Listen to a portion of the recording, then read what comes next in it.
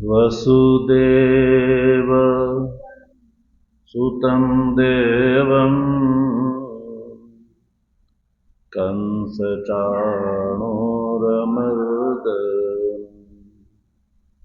देवकी परमानन्दं कृष्णं वन्दे जगद्गुरुम्। मूकं करोति वाचालं पङ्गुं लङ्घयते गिरिं यत्कृपातमहं वन्दे परमानन्दमाधवम्। शङ्करं शङ्कराचार्यं केशवं बादरायणं सूत्रभाष्य कृतौ वन्दे भगवन्तौ पुनः पुनः। ईश्वरो गुरुरात्मेति मूर्तिभेदविभागिने व्योमवद्व्याप्तदेहाय दक्षिणामूर्तये नमः। ॐ शान्तिः शान्तिः शान्तिः। तत्वजिज्ञासु सज्जनों, ભગવાનની પરમાનુકંપાથી શ્રીમદ ભગવદ્ ગીતાનો શાંકર ભાષ્ય સહિત વિચાર કરી રહ્યા છીએ। આ વિચાર ક્રમમાં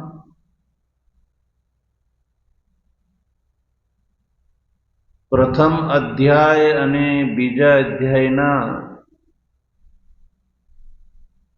એક દેશનું એક સાથે ભગવાન ભાષ્યકારે તાત્પર્ય બતાવ્યું, પિંડીકૃત ભાષ્ય કર્યું અને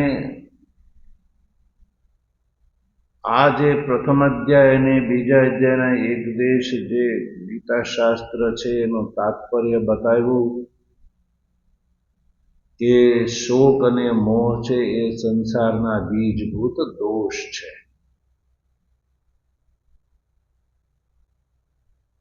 અને 11મા શ્લોકથી એટલે કે બીજા અધ્યાયના 11મા શ્લોકથી લઈને અધ્યાયની સમાપ્તિ સુધીનું તાત્પર્ય બતાવ્યું કે આ જે પ્રદર્શિત જે શોક અને મોહ છે, શોક અને મોહનું જે મૂળ અજ્ઞાન છે એની નિવૃત્તિનું સાધન ભગવાન શ્રી કૃષ્ણે બતાવ્યું કે સર્વકર્મ સંન્યાસ પૂર્વક આત્મ તત્વનું જ્ઞાન।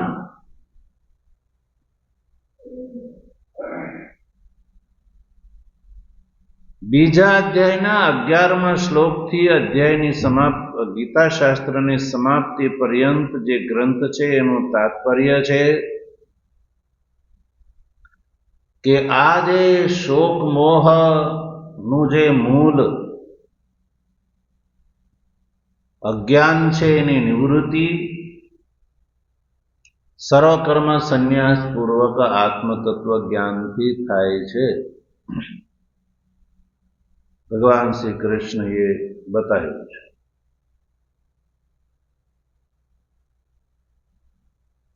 હવે આ જે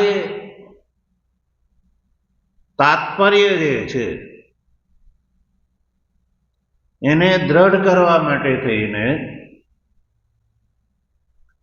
ભગવાન ભાષ્યકાર વૃત્તિકારના મતનું ખંડન કરે છે. ગીતા શાસ્ત્રનો સ્વાભિપ્રેત અને મુખ્ય અર્થ છે સર્વકર્મ સંન્યાસ પૂર્વક આત્મજ્ઞાનથી જ કેવલથી કેવલ્ય મોક્ષની પ્રાપ્તિ થાય છે.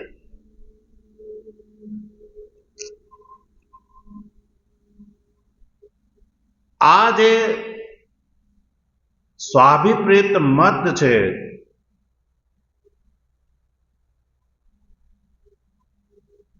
એ ત્યારે જ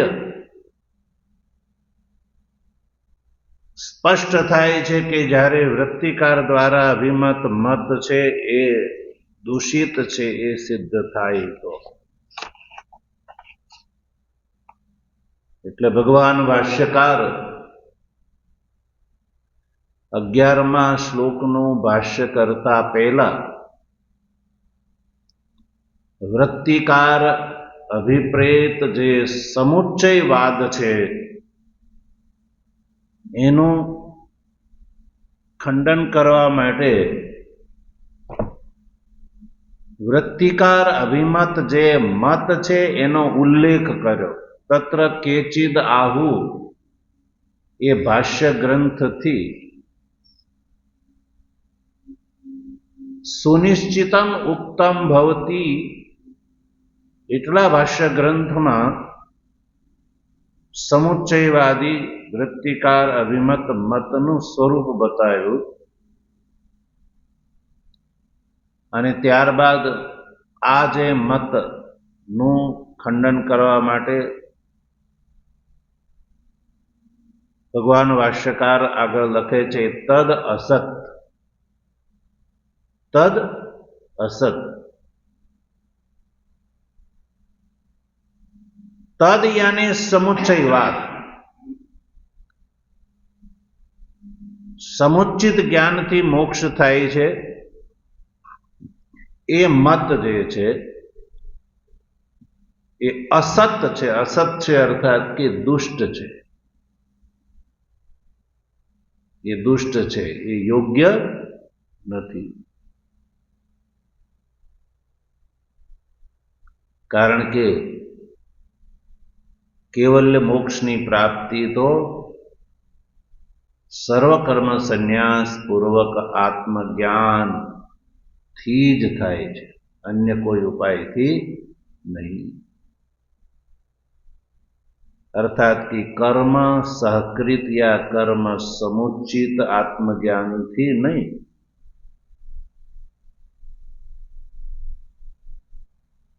અને એમાં ભગવાન ભાષ્યકાર હેતુ બતાવે છે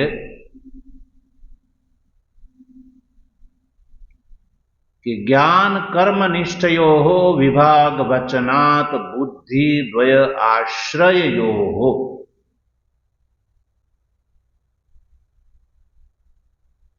કયો કે બુદ્ધિ દ્વય આશ્રયો.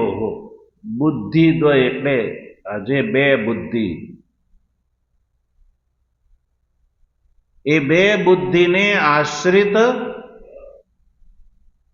જે જ્ઞાન નિષ્ઠા અને કર્મ નિષ્ઠા જે છે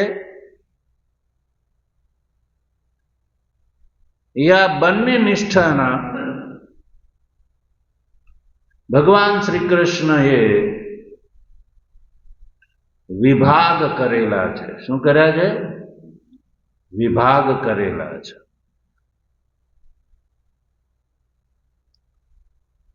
તો આ વિભાગથી એ વાત સિદ્ધ થાય છે કે બંને એક સાથે અનુષ્ઠેય છે જ નહીં. બંનેનું એક સાથે અનુષ્ઠાન સંભવ નથી.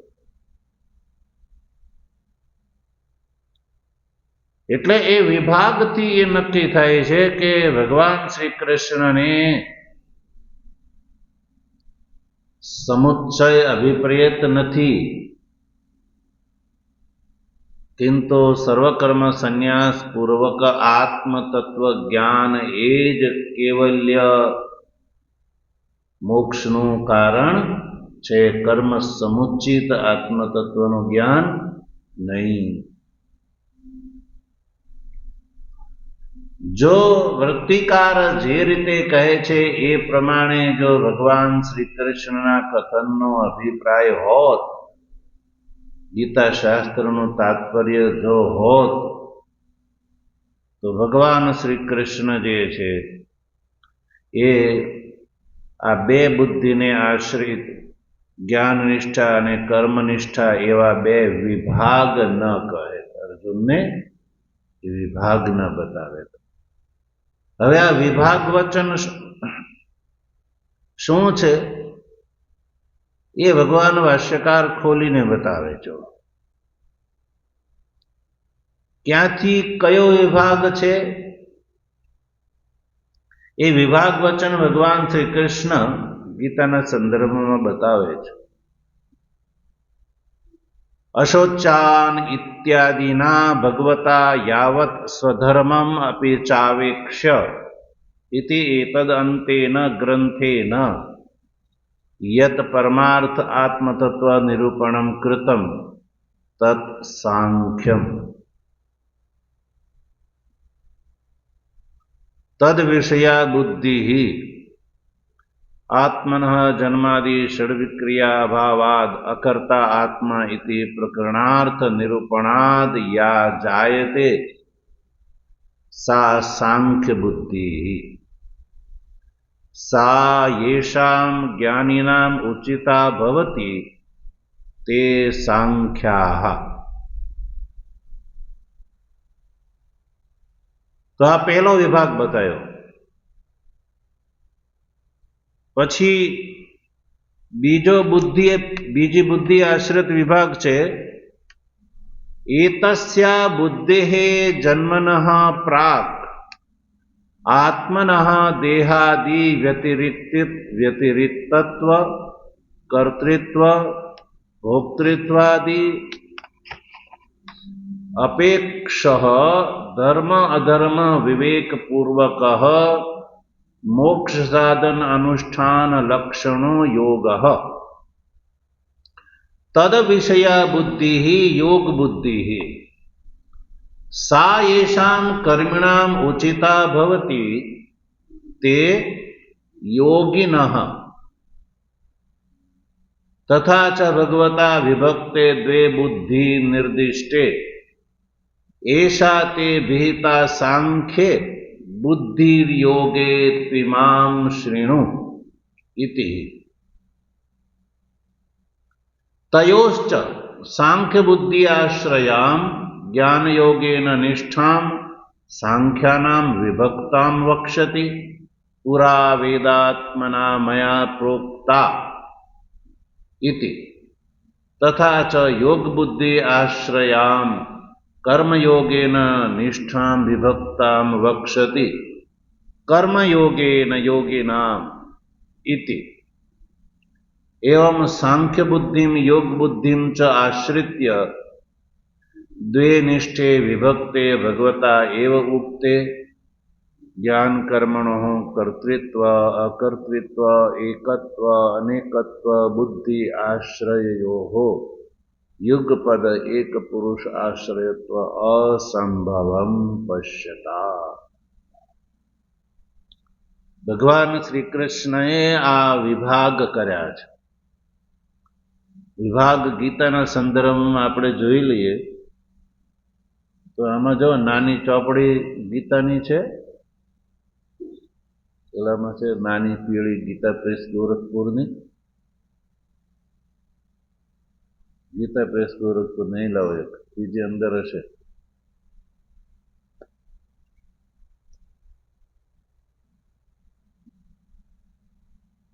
અંદર છે બીજી, જો બધાને આપો.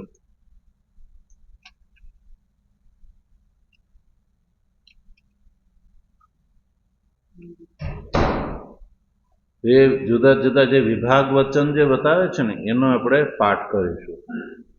અશોચાનન્વથી લઈને સ્વધર્મમ એની પહેલા બીજા અધ્યાયનો 11મો શ્લોક કાઢો, 43મા શ્લોક ઉપર. 43માં પાના ઉપર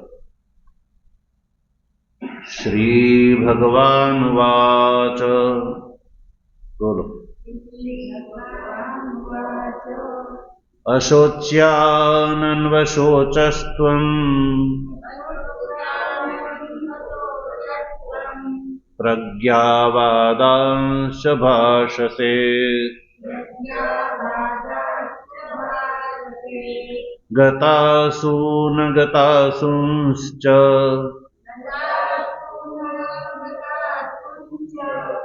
નાનુશોચન્તિ પંડિતાઃ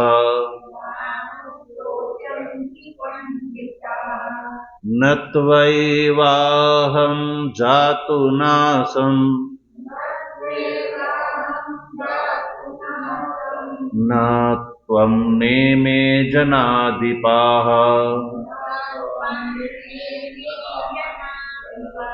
ન ચૈવ ન ભવિષ્યામઃ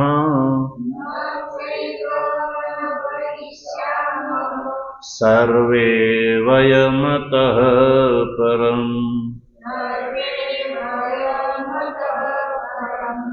દેહિનોऽસ્મિन् યથા દેહે કૌમારં યૌવનં જરા તથા દેહાંતર પ્રાપ્તિર ધીરસ્તત્ર ન મુહ્યતિ માત્રા સ્પર્શાસ્તુ કૌન્તેય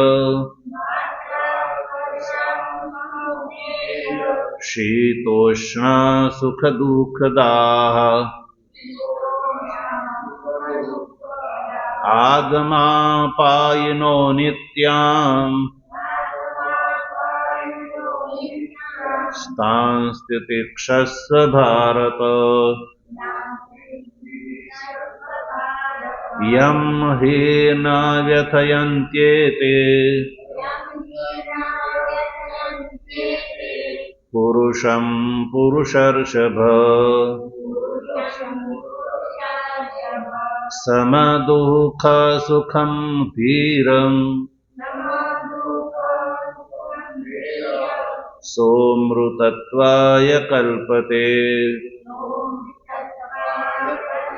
નાસતો વિદ્યતે ભાવો ના ભાવો વિદ્યતે સતઃ ઉભયોરપી દૃષ્ટોऽन्तઃ સ્તનયોस्तत्त्वदर्शिभिः અવિનાશી તુ તદ્વિદ્ધિ येन सर्वमिदं ततम् विनाशमव्ययस्यास्य न कश्चित् कर्तुमर्हति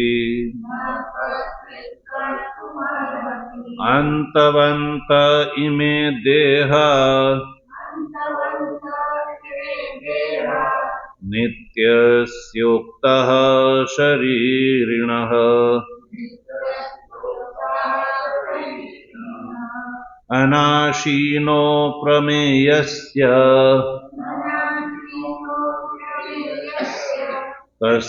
तस्माद्युध्यस्व भारत य एनं वेत्ति हन्तारम् यश्चैनं मन्यते हतम् उभौ तौ न विजानीतो नायं हन्ति न हन्यते न जायते म्रियते वा कदाचित्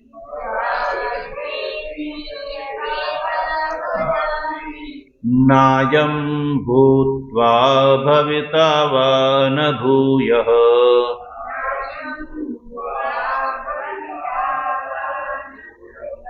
अजो नित्यः शाश्वतोऽयं पुराणो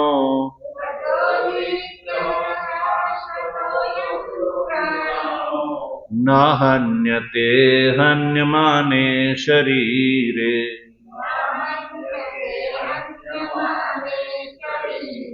वेदाविनाशिनं नित्यं य एनामजमव्ययम्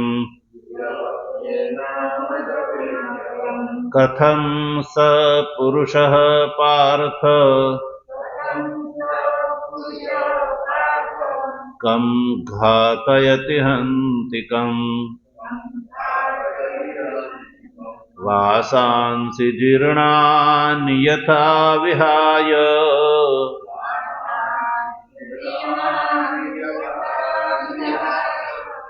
नवानि गृह्णाति नरोपराणि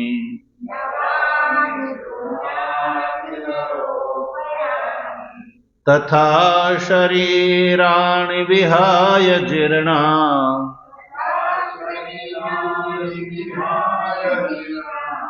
न्यन्यानि संयाति नवानि देहि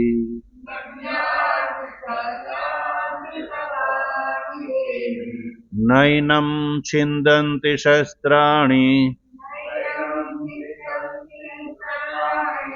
नैनं दहति पावकः न चैनं क्लेदयन्त्यापो न शोषयति मारुतः अच्छेद्योऽयं दाह्योऽय म क्लेद्यो शोष्य एव च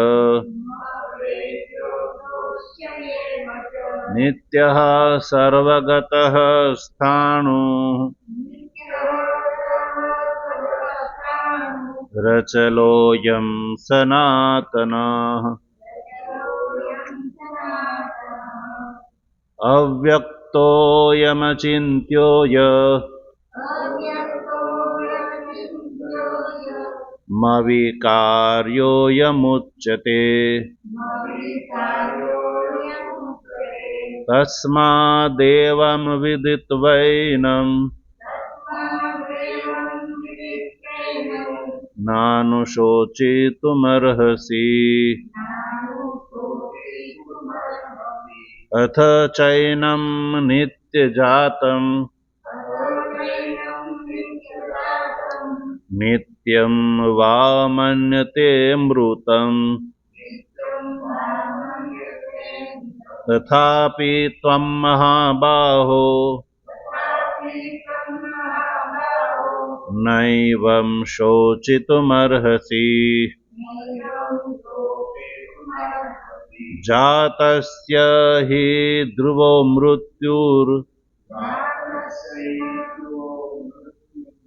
ध्रुवं जन्मामृतस्य च तस्मादपरिहार्येऽर्थे न त्वं शोचितुमर्हसि अव्यक्तादीनि भूतानि व्यक्तमध्यानि भारत अव्यक्तनिधनान्येव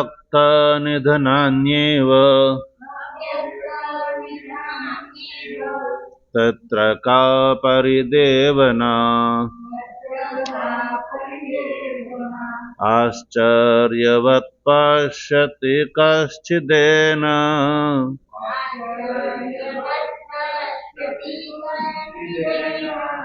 माश्चर्यवद्वदति तथैव चान्यः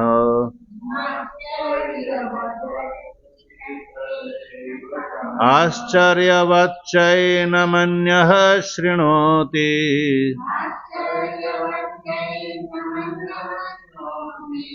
श्रुत्वाप्येनं वेद न चैव कश्चित्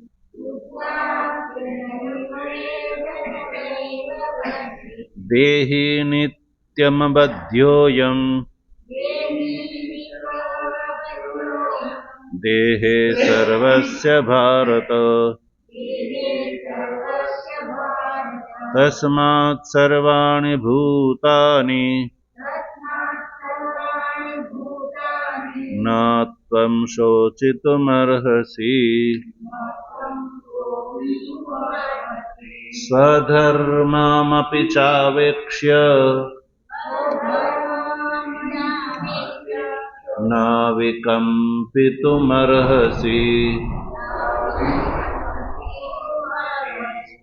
धर्म्याद्धियुद्धात् श्रेयोऽन्यत्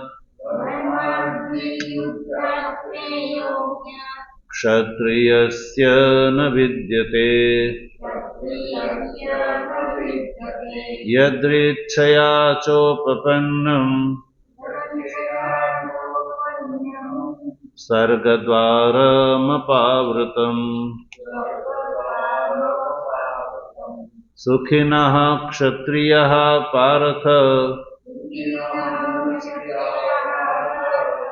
लभन्ते युद्धमीदृशम् अथ चेत्त्वमिमं धर्म्यम् संग्रामं न करिष्यसि ततः स्वधर्मं कीर्तिं च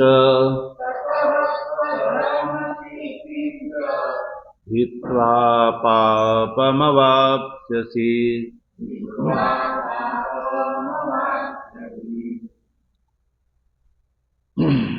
તો એની પેલા જે 31મો શ્લોક છે ને ત્યાં સુધી એટલે એની પહેલાનો શ્લોક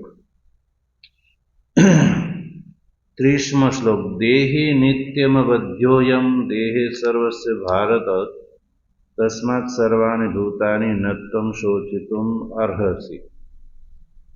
પછી શ્લોક આવ્યો સ્વધર્મમ અપી ચાવેક્ષ્ય। તો એ સ્વધર્મમ અપી ચાવેક્ષ્ય એને છોડી દેવાનો છે શ્લોકને, પણ 30મા શ્લોક સુધી નો વિભાગ ગ્રહણ કરવાનો છે।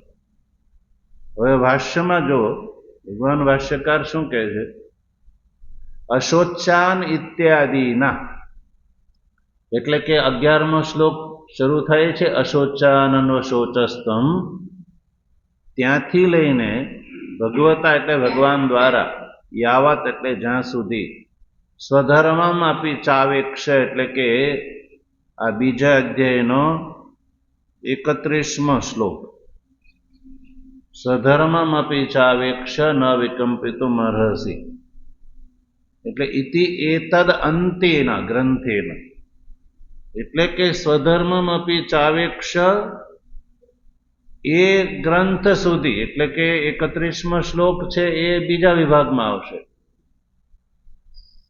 પણ એની પહેલા જે શોચતુમ અર્હસि એટલે સ્વધર્મમ અપી એની પહેલા સુધીનો જે અંત ગ્રંથ છે એ ગ્રંથ દ્વારા ભગવાન શ્રી કૃષ્ણએ યત એટલે પરમાર્થ આત્મ તત્વનું નિરૂપણમ કૃતમ। તો 11મા શ્લોકથી લઈને 30મા શ્લોક સુધીમાં જે ગીતા ગ્રંથ છે એ ગીતા ગ્રંથમાં ભગવાન શ્રી કૃષ્ણએ આત્મ તત્વનું પારમાર્થિક જે સ્વરૂપ છે એનું નિરૂપણ કરેલું છે। કોનું બોલો? આત્માના પારમાર્થિક સ્વરૂપનું। તો આત્માના બે સ્વરૂપનું વર્ણન, એક વ્યવહારિક સ્વરૂપનું વર્ણન અને એક પારમાર્થિક સ્વરૂપનું વર્ણન। તો આત્મા જે છે એ પારમાર્થિક રૂપથી આત્માનું સ્વરૂપ કેવું છે એ ભગવાન શ્રી કૃષ્ણએ 11 થી 30 શ્લોક સુધી કહ્યું છે। હવે આ જે 11 થી 30 શ્લોક સુધીના ગીતા ગ્રંથમાં જે આત્માનું પારમાર્થિક સ્વરૂપનું જે નિરૂપણ કરેલું છે એ નિરૂપણને સાંખ્યમ કહેવામાં આવે છે. શું કહેવાય છે? સાંખ્યમ. અને તદ વિષયા બુદ્ધિ, તદ વિષયા બુદ્ધિ, તદ વિષયમાં તદનો અર્થ છે સાંખ્ય વિષયા બુદ્ધિ. તદનો અર્થ છે સાંખ્ય. એટલે તદ વિષયા બુદ્ધિનો અર્થ થયો સાંખ્ય વિષયા બુદ્ધિ. એટલે કે એવી બુદ્ધિ જે સાંખ્ય જ્ઞાનને વિષય કરવા વાળી હોય એવી બુદ્ધિને કહેવામાં આવે સાંખ્ય બુદ્ધિ. એ સાંખ્ય બુદ્ધિ, એ સાંખ્ય બુદ્ધિનું શું સ્વરૂપ છે? સાંખ્ય બુદ્ધિનું સ્વરૂપ એટલે કે નિશ્ચય. કેવો નિશ્ચય હોય તો એ સાંખ્ય બુદ્ધિ કહેવામાં આવે? તો ભાષ્યકાર લખે છે આત્મનો જન્માદિ ષડ વિક્રિયા અભાવાદ અકર્તા આત્મા ઇતિ પ્રકરણાર્થ નિરૂપણાદ યા જાયતે સા સાંખ્ય બુદ્ધિ. હવે આ જે પ્રકરણ છે 11મા શ્લોકથી લઈને 30મા શ્લોક સુધીનું જે પ્રકરણ છે એ પ્રકરણનો અર્થ સાંભળીને ગ્રહણ કરીને પ્રકરણાર્થ નિરૂપણાર્થ, આ પ્રકરણ જે આથી જે નિરૂપણ થયું એ પ્રકરણના અર્થનું નિરૂપણ થયું, એ નિરૂપણ સાંભળીને યા જાય તે જે થાય એ બુદ્ધિને સાંખ્ય બુદ્ધિ કહેવામાં આવે છે. શું છે એ સાંખ્ય બુદ્ધિ? પ્રકરણનો અર્થ 11મા શ્લોકથી લઈને 30મા શ્લોક સુધીના પ્રકરણનો અર્થ શું છે? તો ભાષ્યકાર કહ્યું આત્મા જન્માદિ ષડ વિક્રિયા ભાવાદ અકર્તા આત્મા. આત્મા જે છે એ જન્માદિ ષડ વિક્રિયાથી રહિત છે અને આત્મા અકર્તા છે. ભગવાને આ પ્રકરણમાં આત્માના સ્વરૂપનું કેવું નિરૂપણ કર્યું? આત્મા અકર્તા છે એવું નિરૂપણ કર્યું. કેવું કર્યું?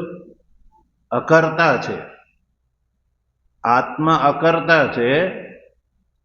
અને એટલું જ નહીં, જન્માદિ જે ષડ વિક્રિયા જે છે એ ષડ વિક્રિયાથી રહિત છે આત્મા. જન્માદિ ષડ વિક્રિયાથી આત્મા રહિત છે અને અકર્તા છે. તો આ જન્માદિ ષડ વિક્રિયા, જન્માદિ ષડ એટલે છ વિક્રિયા, જન્મ વગેરે 6 વિક્રિયા. તો એ કઈ કઈ છે વળી જન્મ વગેરે 6 વિક્રિયા? તો યાદ રાખો, જાયતે, અસ્તિ, વર્ધતે, વિપરિણમતે, અપક્ષીયતે અને વિનશ્યતિ. આ 6 ને વિક્રિયા કહેવામાં આવે છે. અને આ જે 6 વિક્રિયા છે એ શરીરની અંદર રહે છે, શરીરગત છે, આત્મગત નથી. પહેલી વિક્રિયા છે જાયતે એટલે જન્મ, પછી અસ્થિ એટલે અસ્તિત્વ ધારણ, પછી ધીરે ધીરે વૃદ્ધિ, પછી વિપરિણામ, અપક્ષય અને છેલ્લે વિનાશ. તો આ 6 વિક્રિયા શરીરગત, શરીરમાં રહેલી છે, આત્મામાં નથી. એટલે આત્મા જે છે એ આ જે જન્માદિ ષડ વિક્રિયાથી રહિત છે, એટલે આત્માનો જન્મ નથી થતો. આત્મા અજન્મા છે, અને અજન્મા છે એટલે જન્મ ધારણ કર્યા પછીનો અસ્તિત્વ એ પણ વિકાર નથી. એની વૃદ્ધિ નથી થતી, એનું વિપરિણામ નથી થતું, એનો અપક્ષય નથી થતો અને એનો વિનાશ નથી થતો.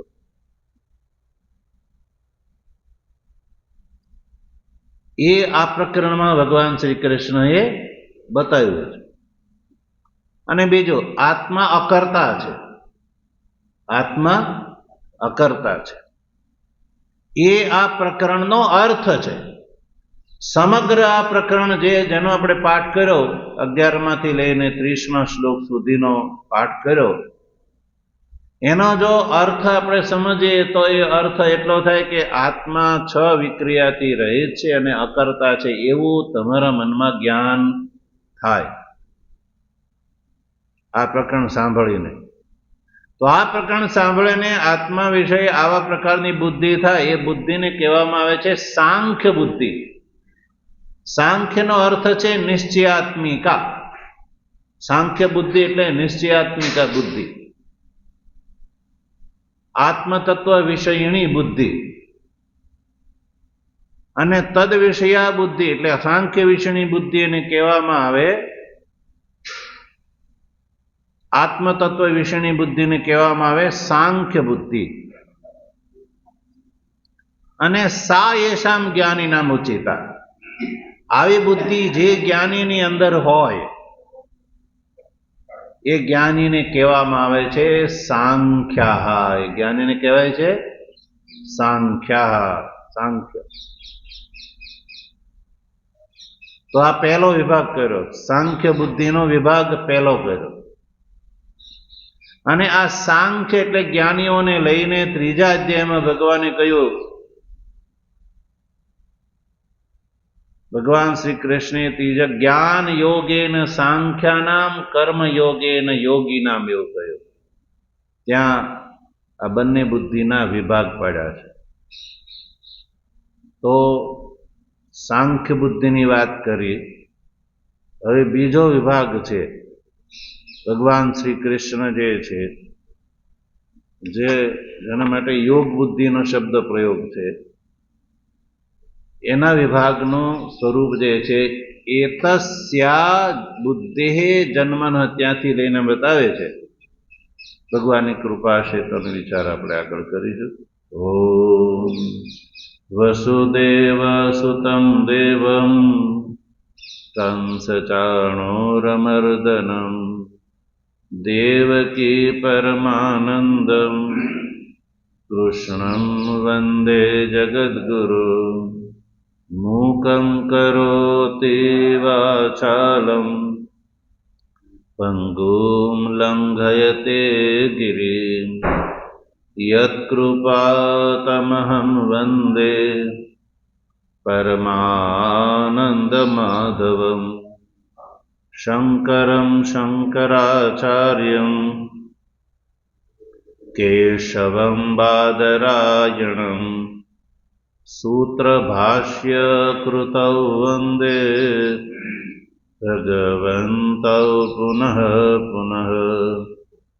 ઈશ્વરો ગુરુરાત્મેતિ મૂર્તિભેદ વિભાગિને વ્યોમવદ્વ્યાપ્તદેહાય દક્ષિણામૂર્તયે નમઃ. ઓમ શાંતિ શાંતિ શાંતિ.